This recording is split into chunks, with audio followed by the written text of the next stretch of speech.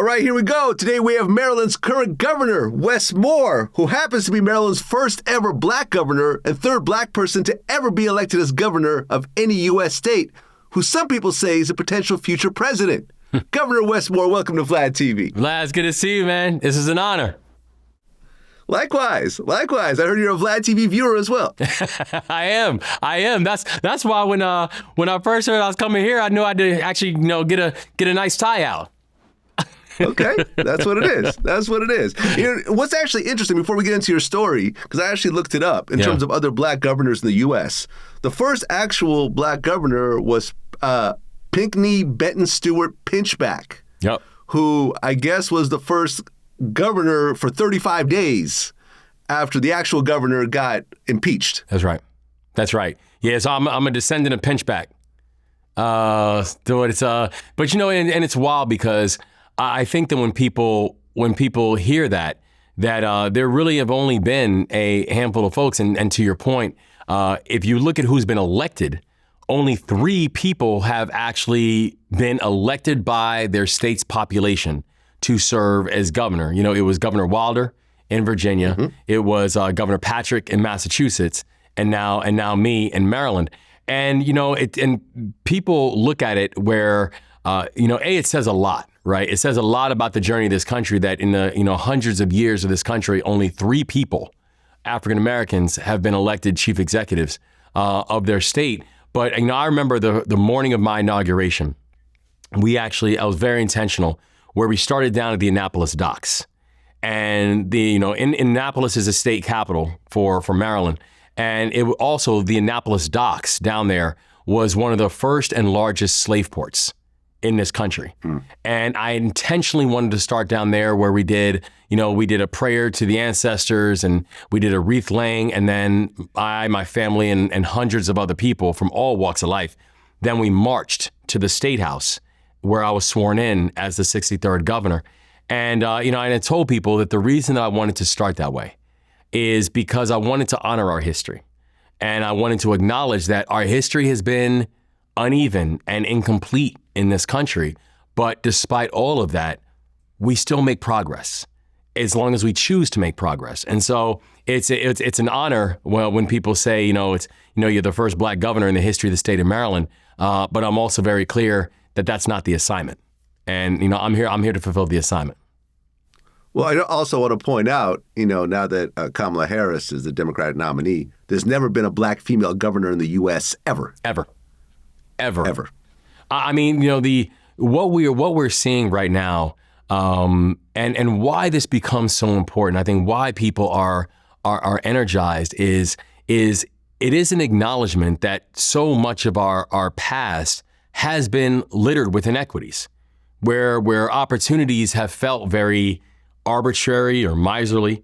And I think the thing we're seeing, both with the energy around the vice president, but also the energy that we saw when, during our race, was that they wanted people who did not just, want to be the first at something, but people who really had a vision for how you were planning on impacting the lives of the people that you're serving.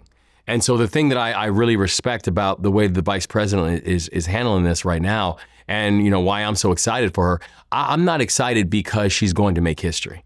I'm excited because I believe in her vision for the future. And that's the reason that I'm all in for. Well, I want to get your whole story since you've never been here before. Yeah. So your parents, your mom was actually a media professional, and your father was a broadcast news journalist. Yeah. What's interesting, though, when I look back on your history, is that your great-grandfather was actually ran out of town by the Ku Klux Klan? Yeah, literally. Oh. And not even just ran out of town, literally ran out of the country, where they were living in South Carolina. And he was a minister, but he was a very vocal minister. He was one of these ministers that didn't just preach the word of God, but he reminded people on earth that they needed to act accordingly. And that did not make him very popular in all circles. And literally, he started getting threats from the Klan. And one night, after those threats became very physical and violent, he picked up his family and they left. And they didn't just leave South Carolina, they went back to Jamaica. And much of my family always said that they would never come back to this country. And much of my family did not. I still have a lot of family in Jamaica. But my grandfather, he was always determined to come back to this country, where he said this is where I was born. I laugh and say, in all of his humility, he said this country would be incomplete without him. So he came back here. He went to Lincoln University, which is an HBCU over in Pennsylvania, and eventually he became a minister like his father. So my grandfather was also a minister, and the same threats that came to my great grandfather started coming to my grandfather when he became the first black minister. But I always respected him because he stuck, and he never left, and he just devoted his life to God and to family and to community. And despite the threats that came his way, he worked to make this country better. And so I always say he had a thick Jamaican accent his whole life, but he's maybe the most patriotic American that I've ever met. Well, your dad actually died in front of you when you were 3 years old. Yeah. It was from a very rare but treatable virus. That's right. And I guess he didn't get the health care that he needed, and ultimately he passed away. Yeah, he was, I always say it's one of the first memories that I have was actually literally watching him collapse down the stairs. And so one of the first memories I have was watching the healthcare system fail. Because, he actually went to the hospital earlier and he was complaining about his throat, that something was going on. He's having difficulty swallowing. And even when my mom showed up to the hospital to come check on him, they asked her questions like, is your husband prone to exaggeration? And he was released from the hospital with the instructions to go home and get some rest. And there was a lot of assumptions about, how he was dressed, and he was unshaven and his clothes were disheveled. So there were a lot of assumptions that were made about him that I know had he looked different, those assumptions wouldn't have been made. And he came home, and hours later, he collapsed and died in front of us. And we found out that he died from something called acute epiglottitis, which is basically in all of our throats, there's an epiglottis. And every time we breathe or chew, it lifts up and it allows air to get in. But what acute epiglottitis is, it's a swelling of the epiglottis to the point that it gets so heavy, it just sits on top of your windpipe. And basically his body suffocated itself. And so I was 3 years old, and I had a really difficult time. At that time, I really didn't even understand what was going on. In fact, my mother tells a story how at his funeral, I actually went up to the casket and asked him if he was going to come with us, because I still didn't know what was going on. And I think it was something that really helped to change the trajectory of our entire family, because now, this was our breadwinner. This was my dad, and he was now gone. And so instantaneously and pretty unexpectedly, my mom then became an immigrant single mom who's now going to raise 3 kids on her own. Well, you were actually born in Tacoma Park, Maryland. Yes, sir. But after your dad passed, your mom moved the family to the Bronx. Yes. Yeah, she did. That's where my grandparents were, because I think my mom, that was a really difficult time for her. And she struggled a lot, understandably so. And finally, one day she called up her parents, my grandparents, who were living up in the Bronx. My grandfather, who I mentioned before, he was a minister up in the South Bronx, and my grandmother was a school teacher for about 40 years. She's a school teacher in the Bronx. And when my mom called up and said that she needed help, they gave her the answer that she was hoping that they would give, which is just bring the kids up here and we can help. And, I say their house was barely big enough for them. But when my mom called, they figured out a way to make it big enough for all of us, because I swear, I think they lived in a house with like elastic walls, because everybody that called up and said they needed help or, whatever from whatever situation they were dealing with, my grandparents always took them in. And so my grandparents took me, my 2 sisters, and my mom in at a time when I needed it most. And I think I was about 5 or 6 years old when we moved up to New York. Okay, so now you're living in the Bronx, and you started getting into a little bit of trouble. And at one point in 1989, you're 11 years old, you were tagging up a wall with Kid Cupid was your name at the time. Yep. I gave myself that name. People were like, Kid Cupid, 11? I was like, yeah, I gave it to myself.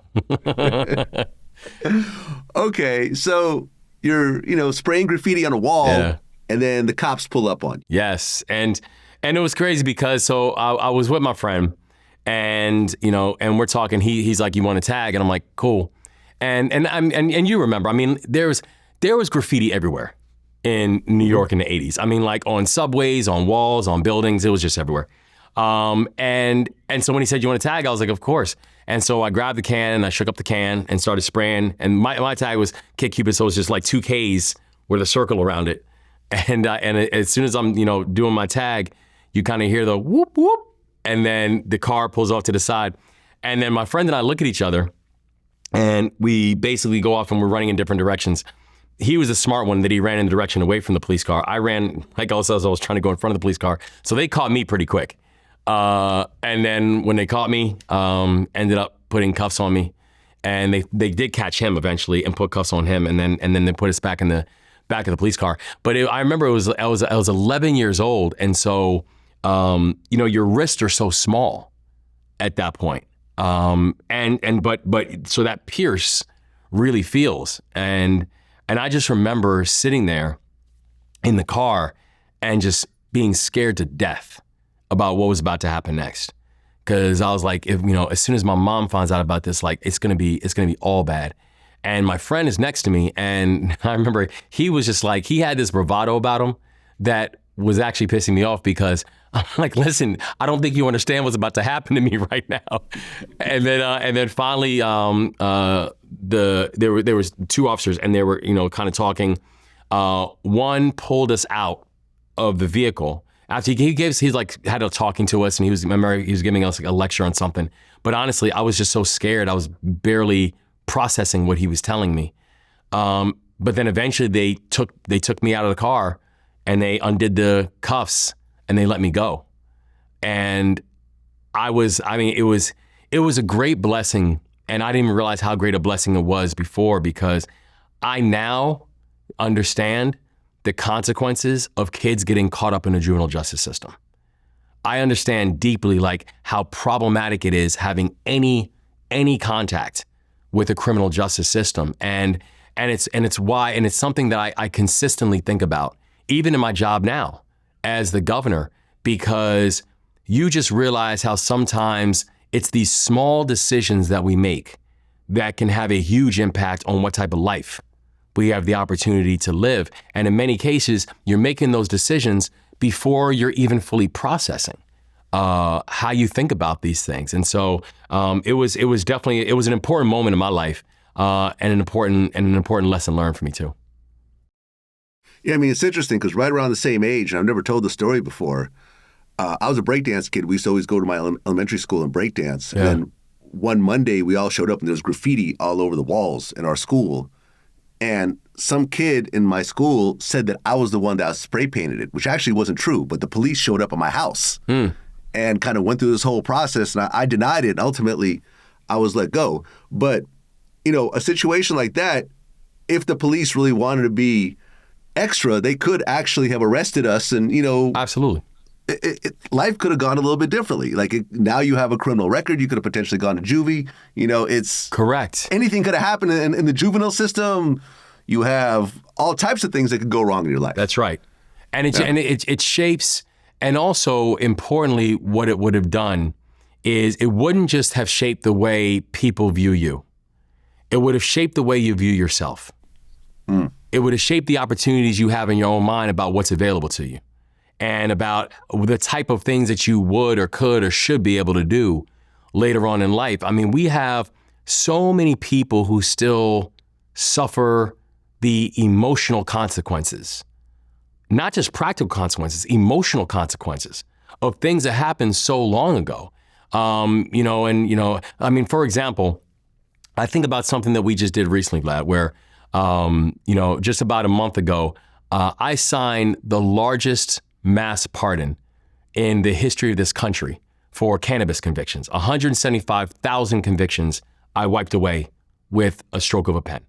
And when people say, well, why was that important? It was important because I want people to be able to better enter into an economy. It was important because I did not understand how we continue to punish people for something that's no longer legal in my state. I did it because if you wanted to have, you cannot talk about the benefits of legalization if you don't deal with the consequences of criminalization. But you know, another reason why I did it is I was tired of hearing stories about people who would come up and say, I have a cannabis conviction from 25 years ago, and I haven't been able to find employment because of it. I was tired of hearing stories like this guy Shiloh, who was there when I pardoned Shiloh along with all the other people and all the other convictions.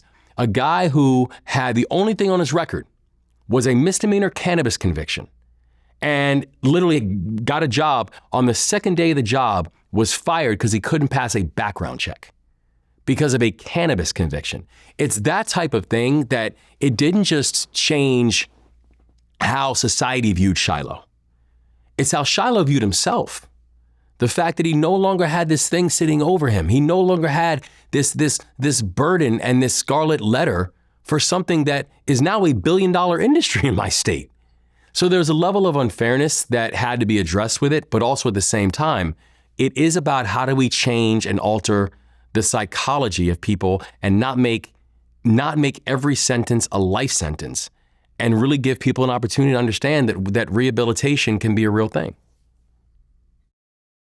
I've been smoking cannabis since college. Have you smoked yourself? Yes.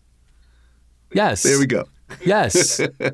And I mean, and here's the thing. It's like, you know, and people can have debates about cannabis and is it good. Here's the thing that I know. In my state, we actually had a referendum where it was on the ballot, and 70% of the state voted for this thing. When I ran for governor, Vlad, I won with 65% of the vote. I won with more individual votes than anyone who'd ever run for governor in the history of the state of Maryland. The only thing that beat me that year was cannabis. Cannabis got 70% of the vote. and so this is something that for the people of my state, they're like, we want a recreational market. Therefore, for many people, many of us, myself included, we have used cannabis, I'm a person that has had a medical license for cannabis. And so it's like, but how do we now have a legal market that's in place that you have people who are literally using it for medicinal reasons, and you have people who can't get a barber's license because they have a conviction on their record? People who can't get a government contract because they have a conviction on their record. So there really had to be a different way that we applied this process and applied this work that actually honored that second chances should actually mean something. Well, when you were 14, your mom moves the family back to Maryland, to Baltimore. And this is 1992. So this is sort of the crack era is still happening during this time. And I mean, I've been to a lot of, areas throughout my life, but I remember watching The Wire and then actually going to Baltimore and going like, wow, it really is like this, literally blocks and blocks of boarded up houses. Yes. So here you are, 14 years old, you're in this environment, and you talked about how you got involved in petty crime during this time. You started skipping school, your grades dropped. Remember there was a quote, you said, I had felt the possibility of death tickling my neck like the blade of a guillotine as long as I could remember. I feared that one day I'd be the one running from the gun or holding it. I also know what it's like to mourn the victims of violent crime. That's right. So during this time, what do you think was the most traumatic thing that you experienced in Baltimore? Well, it was interesting because when I was 13 years old, because I was going through a lot of things when I was young, a lot of things that you just laid out. And my mother had been threatening me with military school ever since I was 8. She would get my report card. She'd be like, you got to be kidding me. And, she would hear about the things I was doing. She was like, I'm going to send you away. I'm going to send you away. I was like, Mommy, I know I'm going to work harder. And then I didn't. And, finally, when I was 13 years old, she came up to me and she was like, no, I'm really going to send you away. And I was like, I know, Mommy, I'm going to work harder. And she's like, no, you're going next week. And she then helped me pack my stuff up. And she drove me to Pennsylvania to go to a military school. And I remember when I first showed up at that military school, man, it was, I was literally letting them know, I was like, listen, this was a mistake. I'm not going to be here long. You don't have to waste your time on me. I'm getting things squared away right now, but I'm about to leave, so don't worry about me. Because I was like, I don't want to be here. And until I realized that everybody didn't want to be there, like all of us were sent. And we didn't have a choice either. And so I remember those first days, I ran away 5 times in the first 4 days.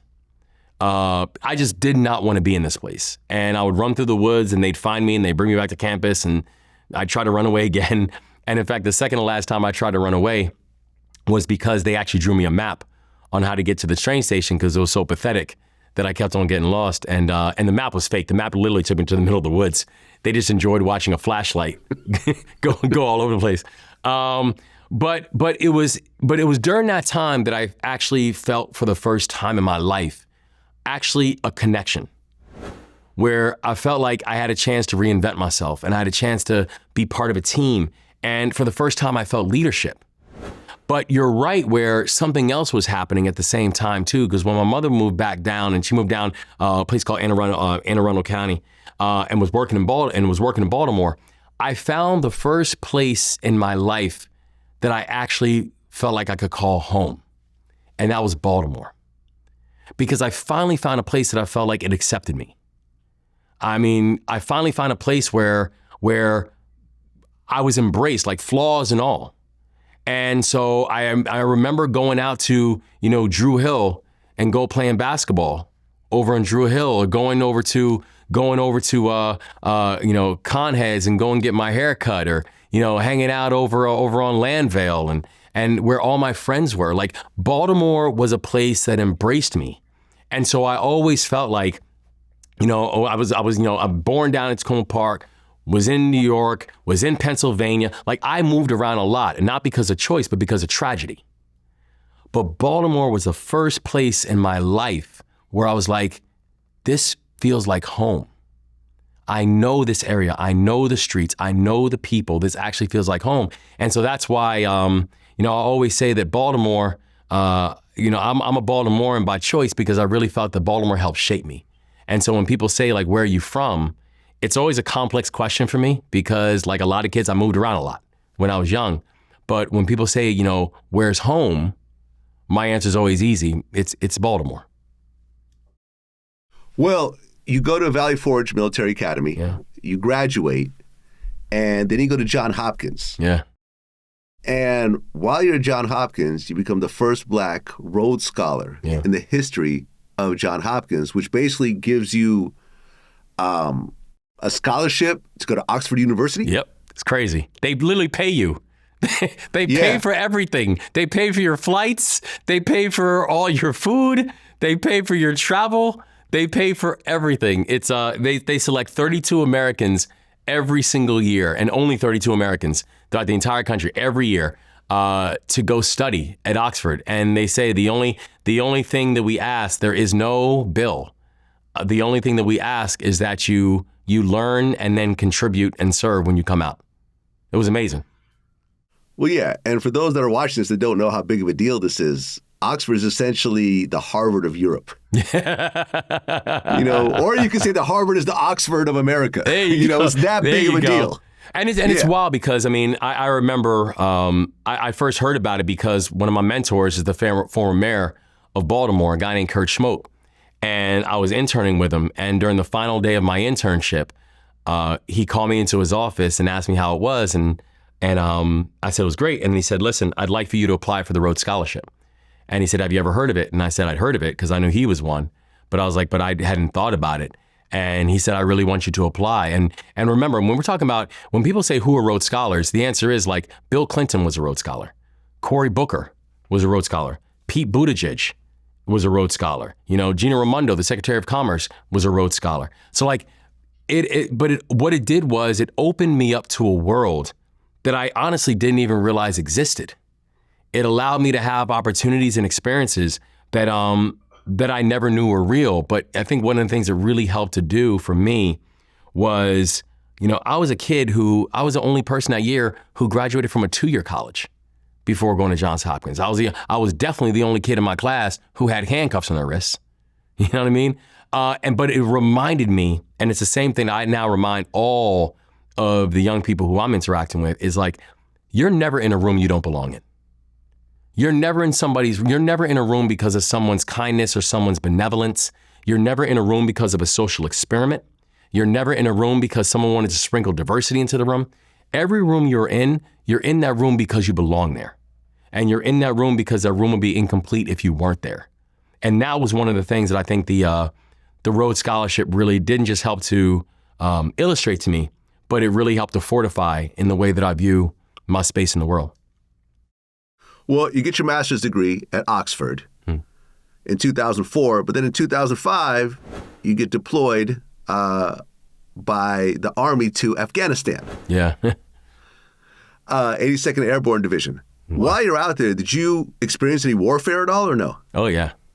It was actually amazing because I remember before we went out, there were, I think, about 150,000 troops in Iraq. And I think there were only about 17 or 18,000 troops in Afghanistan. So when we got orders that we were going to Afghanistan, a lot of people were like, "Oof, at least you're not going to Iraq." Because at that time, Iraq was the thing that everybody was talking about. That's where you had some of the hardcore warfare that was going on. And so I remember when we got initial orders for Afghanistan, there was in some cases and some ideas like a bit of a sigh of relief that it's like, well, Afghanistan's not the hot spot. Iraq is a hot spot. Until you get over there. And then you realize that there it just wasn't being covered in the same way. And I think we saw what happened a couple years later when they did that surge to Afghanistan. But the reason they did it was because the amount of fighting that was on in Afghanistan that people just did not realize what was going on. And it was amazing because as you get to Afghanistan, you see a place that is one of the most visually beautiful places I've ever been to on the globe. But a place that, I mean, it was so gorgeous, man. It was like, because there's no light pollution, the stars literally feel like they're like sitting on your head. They're so close to you. And it's beautiful. It's also a place that has been in a constant state of war for 30 years, a sporadic state of war for hundreds of years. And I mean, for many of the Afghans who we met and who we were serving with, they were just kind of like, whether it was the British or the Russians or the Americans, the only thing they were used to was somebody was in our country. Somebody was there to fight.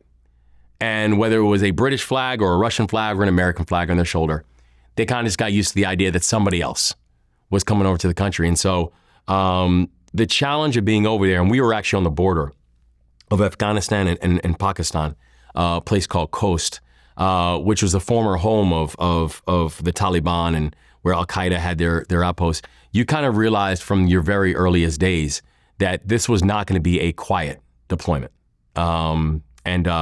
But I got a chance to serve with and see some of the greatest moments of heroism that I've ever seen in my life. Okay, so you get done with your deployment, then you come back to the U.S., and you actually became a White House fellow for Secretary of State Condoleezza Rice. Yeah. Do you think that really changed you in terms of your political goals at that point? Not really. It was wild because I remember I just come back from a mission, actually, when I was over there. And one of my deputy brigade commander was actually a former White House fellow. He was a major at the time. Now he's actually a 3-star general. And he said, "Listen, I want you to apply for the White House fellowship." And kind of similar situation. I was like, I'd heard of it, but I didn't really know much about it. And he said to me, "I really think it's important for you now. You've now just spent the year learning how policy is implemented. It's important that you go back now and see how policy is made."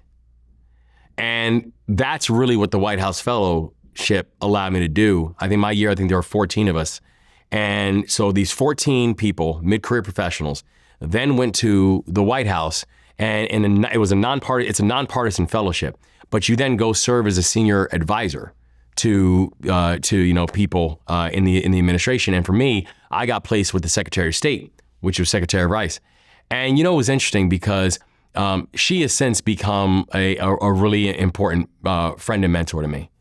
And the thing I always say about her is, you can disagree with her conclusions on things, but you always respect her process. Like, she's a very thoughtful person. And I think there's a lot of people who frankly make policy off of nonsense and with no information at all. She's not one of those people. And the other thing I really respected about her was she was genuinely curious about my opinion. because she's like, you just came out from the battlefield. You just came out serving with one of the most elite units in the entire army. You just came out here and seeing what was like on the front lines. She's like, I can talk to 4-star generals all day long. I'm the Secretary of State. She's like, I actually want to talk to the captain, the person who was a lieutenant and got a battlefield promotion, right? What was your perspective? What was the perspective of your soldiers? Because my perspective wasn't the larger geopolitical manifestations of movements and operations. My perspective was, what was Joe experiencing on the ground? And so that's why I didn't just enjoy the process of working with her in that way. And my focus is on like foreign aid and foreign assistance and how the United States can use foreign aid in a way to be able to leverage influence and support people overseas. But I really did respect the approach that she took to me personally and the contribution that she hoped that I would make going forward. And it was also my first real exposure in that way of seeing how government kind of works, and in some ways how government doesn't work. Well, right, because this was when George W. Bush was president. Right. That's exactly right. And you see also just sometimes there's that very real disconnect between the policies that are being made and the policies that are being implemented. There is a very real, the policies that people can put in place, sometimes there are unintended consequences. Sometimes things happen that you did not intend to happen. That's just the way policy works sometimes. And I think being able to have the ability to bridge that gap between the policies that are made and how it impacts people on the ground are not just two really important things to hopefully meet, but it's important to recognize that sometimes they don't. Okay, so you leave the White House and then you switch gears, you become an investment banker for first Deutsche Bank and then Citibank. Yeah. Knowing what you know about the banking world, as well as you being a governor, what's your stance on reparations for Black Americans who are descendants of slaves? Are you for it, against it? Well, no, I think there's no way you can look at where we are right now and think we don't need reparative action, because there's still consequences of things that we are facing from back then. I mean, for example, I think you take a look at the racial wealth gap that we have in this country, right? Where right now in my state, there's an 8-to-1 racial wealth gap in the state of Maryland. We don't have an 8-to-1 racial wealth gap because one group is working 8 times harder, right? We have a racial wealth gap because we had things like, you had things like unfair appraisal values in historically redlined neighborhoods. You have a racial wealth gap because of the Homestead Act. You have a racial wealth gap because of an unfair application of the GI Bill. We have a racial wealth gap because we have racist procurement policies that were in place that kept Black-owned businesses and minority-owned businesses from being able to participate. And so I am a big believer that the only way that you are going to address broken policies is actually by coming up with better ones. And so, for example, you take a look at what we're doing here in Maryland. And since I've been the governor, I've been very clear. We have a real focus. I want Maryland to be the first state that eliminates the racial wealth gap. And it's not because it only helps one group. I tell people, I want to do this not because I'm the only Black governor in the country. I want to do this because I'm really good at math, right? The racial wealth gap has cost this country over $16 trillion in GDP over the past 20 years. That's not GDP of a group. That's GDP. And so if you're able to eliminate a racial wealth gap, you're actually going to have a growing economy. So it's not about told you so, or it's not about, make me whole. It's about, I want our economy to grow. That way that everyone can benefit. So take a look at what we're doing right now in our state, where we've been able to address things like housing, because housing is one of the greatest determinants and greatest builders of wealth that we have in our society. We just passed in Maryland the most thoughtful, the most aggressive, and really the largest housing package in the history of our state that we just passed in our last legislative session, providing capital to first-time home buyers, providing capital to minority businesses and minority developers to be able to have enhanced development, being able to incentivize transit-oriented development, being able to incentivize density bonuses in places that we can build, we should build, and we should incentivize building, and giving more people to become homeowners. the reason wealth becomes so important is because this now gives us an opportunity to pass something off to our children besides debt. It gives us an opportunity to be able to own more than we owe. And so how are we using that to create wealth? Just this past year, we've had complete adjustments on our state procurement policies because we had a goal when it came to participation for MBEs, minority-owned businesses, that our state never hit. And so now we've done away with things like these arbitrary waivers that we continue to give to these repeat offenders who kept on getting government contracts, but not having minority businesses connected and attached to it. That we're able to do things, provide additional capital to minority-owned businesses, Black-owned businesses, Black entrepreneurs, that we've actually been able to alter our education system to make sure our people, our young people, are learning how not just to be employees, but how to be employers. So my point is this. I'm focused on eliminating this racial wealth gap.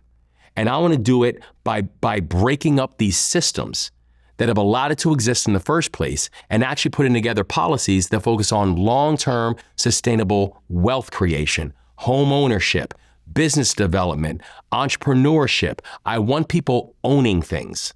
And that, in my opinion, that's going to be the key to long-term economic growth. And that's why I think I'm really excited about the direction that Maryland's going in to be able to address it. Well, speaking of that, by 2017, he became the CEO of Robin Hood Foundation, which was one of the biggest nonprofit organizations in the U.S. While you were CEO, you raised more than $650 million. Yeah. And then by 2020, you became a board member of Under Armour. Yep. So as a board member, you could actually fire the CEO? I mean, not personally, but if everyone voted together, you guys could actually kick the CEO out, right? Don't quite work like that because the CEO is majority shareholder, and he's CEO's doing a good job, so we won't do that anyway. Okay. Do you have a lot of Steph Curry sneakers in your collection? Oh yeah, I do. Yes, I do. Listen, I rock Under Armour hard, man. That's my brand. Right. They started in Baltimore, right? They sure did. They are, and that it's one of the things that I love about Kevin, the CEO and the founder. It's one thing I love about the company and the board and the team is like, they're proud of that. You know, when you get a city like Baltimore who has a hometown brand, who could have gone anywhere in the country, but literally stuck their flag in the ground in Baltimore, and it's like, listen, we're Baltimore through and through. And we're going to grow here, we're going to hire here, we're going to invest here. Like, that matters. And it matters really heavily to a city that needs to and wants to recruit and attract the best. And so I'm very bullish on Baltimore. I really do think that Baltimore is going to have the kind of decade that every other city in America 10 years from now is going to look back and say, I want to have the decade that Baltimore just had. But it's because you have a lot of people who are willing to invest and believe and build in Baltimore, and that includes the folks from Under Armour.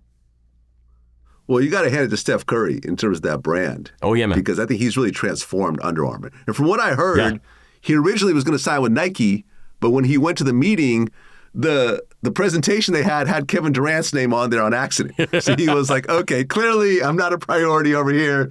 Let me go check with some other brands. And then he signed with Under Armour.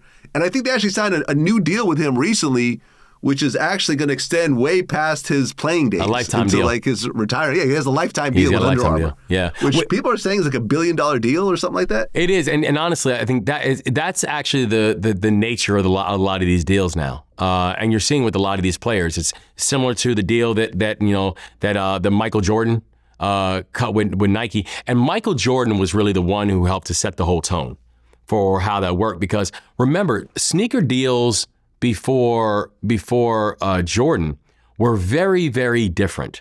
You had it was generally just cash and generally short term. But what you then had when Michael Jordan was the first time that you actually had athletes who were not just signing long-term deals, but also saying, I want a piece of the upside. That if this works, I want to be able to benefit from the upside of this working. And so whether you're talking about what LeBron got done with Nike or KD or Steph, you have now a chance where the athlete is taking a greater sense of ownership of their own future, where they're not just kind of like what I was saying before, they're not just the employee, they're now the employer. They're now an equity owner. And I do think that is something that was really important. And again, shout out to Mike Jordan for being able to set a new tone. But it was a different type of approach about the way you think about your life. And it's a different type of approach about the way you think about your skill set. And frankly, it's exactly the kind of approach that I want for everybody in my state to take on. I want to be a state of owners where they feel a vested interest in what we're doing because you treat things differently that you own. You know, there's a great line people say, you know, no one ever washes a rented car. You know what I mean? And so it's real, right? You take a different sense of ownership on things that you own. And so whether it is home ownership, whether it is small business ownership, whether it is a feeling, a sense of involvement in a community or a community organization, that you are a philanthropist, that you're supporting, whatever it is, I want to build a state where people feel ownership in the success of the state because I believe that's going to get us to a better place. Well, 2021, you decided to run for governor. Yeah. Your grandmother dies 5 days before the election, although she did vote for you by mail. Correct, she did. In fact, one of the last pictures I have, it sits in my office, was 12 days before she passed. It was her filling out her mail-in ballot for governor, where she filled out the ballot for her grandson. Well, you run against Dan Cox. Yeah. And like you said earlier, you win by 65%. An absolute blowout. Yeah. You know, you said you were a weed smoker. Did you smoke a Dan Cox pack after you won? You already know. I already know. Okay. So now you are the governor of Maryland, the 63rd governor, first black governor in all of Maryland history. Yeah. But, you know, you're walking into a fairly dicey situation. Yeah. At 2023, there are 262 murders in Baltimore, 5.5 times the national average. How are you dealing with the crime that's always been really embedded in Baltimore in particular? Yeah. You know, it was one of the things that was a real part of why I wanted to do this in the first place. Because I always said, listen, I refuse to be a governor that just attends funerals and gives thoughts and prayers, but doesn't pass a single piece of legislation, doesn't do anything to address the issue, and continues to allow our communities, my community, to continue to suffer. And so, you know, we did. You know, the 8 years before I became the governor, the homicide rate in the state of Maryland nearly doubled. The non-fatal shooting rate did double. And in Baltimore City, they went 8 straight years with 300 plus homicides in Baltimore City. And so when I came on board, I said, listen, I am going to take an all of the above approach and we are going to be aggressive. And so I said, I'm going to invest. So we did a series of things. We said we're going to invest in local law enforcement because we have to be able to address the issue of the shortage of law enforcement and making sure that we have a law enforcement on board that moves with appropriate intensity and absolute integrity and full accountability.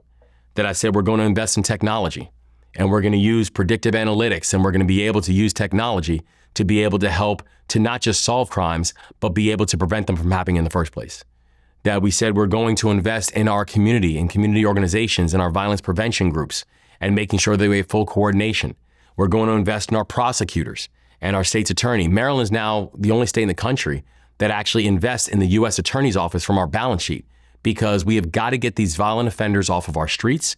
We need to start closing cases, and we have to make sure that you're getting these illegal guns out of our neighborhoods.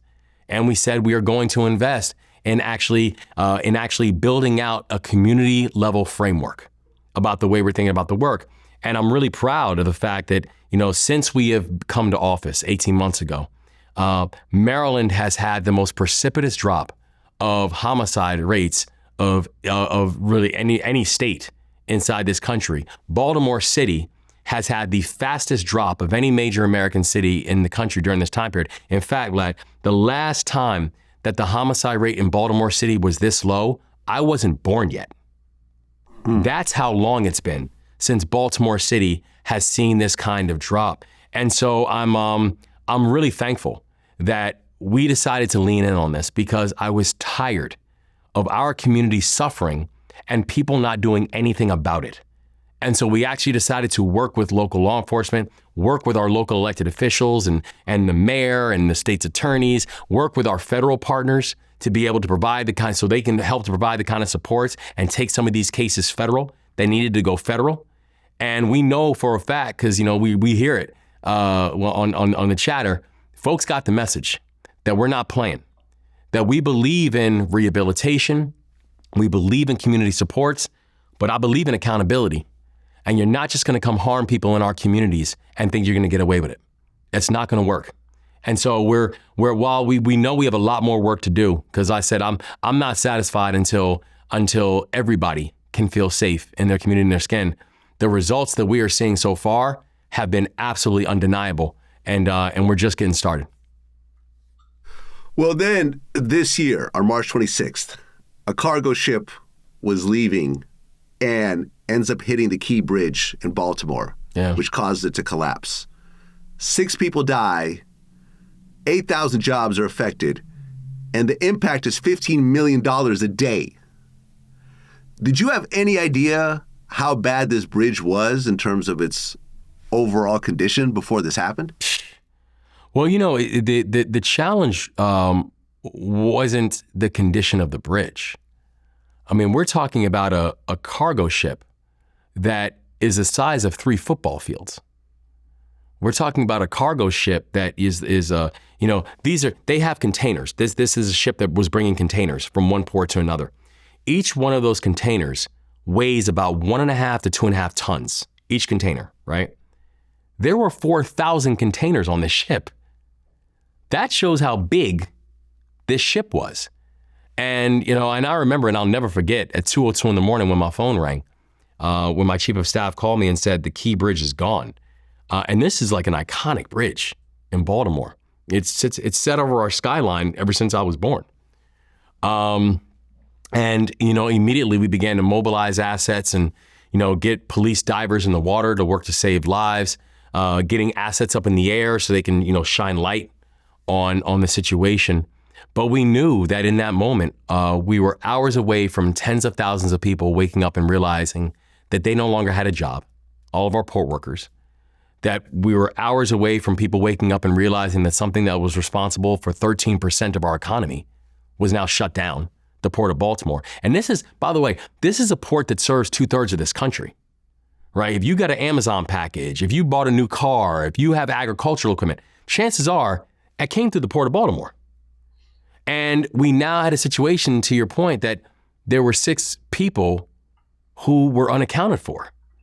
And so I remember that morning, man, when they were like, when I was talking to the divers, and people were saying that, that this could take up to like a year to be able to clear that federal channel because of the amount of debris. Our divers were telling me they couldn't see a foot past them because of the amount of debris in the water. And I said that answer doesn't work for me. And we need to do everything in our power. And so we're grateful that in partnership, we were able to mobilize an amazing team that worked 24/7 on this thing. And not only were we able to make sure that our port workers, who at that moment realized they no longer had a job, that they were able to get the supports that they needed. And we kept our unemployment rate amongst the lowest unemployment rates in the entire country in that month of April. And we actually added 7,000 jobs during April. That we were able to find all the bodies of the people that we lost. And it took 5 weeks, but find all the bodies of the people we lost and be able to return them to their families, to give them the closure that they needed. And also importantly, when people said that it could take up to 11 months to be able to clear that federal channel, we got it done in 11 weeks. And in 11 weeks, we were able to reopen the Port of Baltimore and get commerce back going. So I'm really proud of our state. I think, as people have said, what Maryland executed was a case study on how you respond to tragedy and how you respond to those kind of disasters, deadly disasters. But I also know that the final leg of the race is we've got to get that bridge rebuilt, because that bridge it's a 2-mile bridge, and it is a core artery for that Port of Baltimore, which matters so much to the people of this country. And I am not going to stop, and I'm not going to be satisfied until we get that bridge rebuilt. Okay, so now Kamala Harris is officially the Democratic nominee. Yes, sir. What's actually interesting is that when George Clooney wrote his op-ed piece in the New York Times, he actually listed you as one of the potential presidents to actually step up. Yes. Now, the one thing that you keep hearing on social media is that people are saying that Kamala isn't really black. Yeah. As someone who also has Jamaican roots, what's your response to that? My response is difficult to have a response to it. You know what I mean? Because listen, I remember that when people had, people were saying that about me and my family, which the people who found it most hilarious were my family members when they would hear it. I think that the argument like that, or frankly, on the other side, the argument of the DEI, candidate and all that kind of stuff, it's distractions. And it's something that I think that it says more about the people who are saying it than it does about the people who are on the receiving end. I remember when people made this argument, right after the bridge fell, and there were people coming out talk about, oh, he's the DEI governor. And I was asked, they said, what's your response to that? And I said, my response is, I don't have time for foolishness. My response is, I'm too busy doing the work. My response is, I'm trying to make sure we can recover these bodies and bring them back to their families. My response is, I'm trying to reopen this port. My response is that I'm trying to make sure these workers are taken care of. So frankly, my response is, I don't have time for foolishness because I'm still too busy doing my job. And, frankly, when I hear people make comments about our vice president and questioning her blackness, or people making comments and asking about, is she a DEI candidate? My response is kind of the same thing I had then. I don't have time for foolishness, and I don't think that she should either. Have you seen the rumors about J.D. Vance and the whole allegedly having sex with couches? Well, I haven't. I don't know about those rumors, but the thing I do know about J.D. Vance is I have heard him say, and these are his words, how he talks about things like using the feds to be able to keep women from going to other states to get abortions. Like, right. The thing that I do know about J.D. Vance is this is a person who says that who I've heard him say that people without children should pay more taxes. Like, there is a radicalization that is in his whole philosophy of the way he thinks about the work. And I'm gonna be honest, like, I've known J.D. Vance for a long time. And that's the reason I could never support him, because I know him. And I also know that this shape-shifting that he has done to now become this acolyte of a movement that he just years ago despised. It's the thing that people hate most about politics, is that a person can literally try to be whatever they want to be depending on who they talk to. I remember, Vlad, when I first decided I was running for governor, I remember specifically saying to my team, I have no problem introducing myself to people who don't know me. I refuse to reintroduce myself to people who do know me. And what I meant by that was this, is that I want people to always say, the guy who I'm seeing as the governor of the state of Maryland, that's the same dude I knew 10 years ago. That's the same guy I knew 20 years ago. The things that he's pushing for is really the same type of philosophy of the world that he had. You cannot say that about J.D. Vance. And this shape-shifting and the rewarding of the shape-shifting that we have seen from him, and frankly, these really dangerous, and in some cases bizarre, and in some cases completely fringe ideas that he's trying to bring into the public discourse. I just think this becomes really important that in January, as a nation, we just dismiss that and say that's not who we are and that's not what we believe in. Well, that's what it is. Governor Wes Moore, thank you so much for coming in. This is actually a historic moment for VladTV because this is the first time we're actually interviewing a sitting governor. Yes, sir. For the first time ever, and possibly a future president. Like I said from the very beginning. Have you ever considered running for president? Is that somewhere in your timeline? I have not, and it is not anywhere in my timeline, man. I am so excited about what's happening in Maryland right now, where we are doing the work, and this is going to be Maryland's time. So, and I plan on being its leader, seeing this thing through. Right. You've also said that you're not interested in being a vice president to Kamala either. That is correct. I will do anything to be able to support her. I want her to win with everything, with every fiber in me.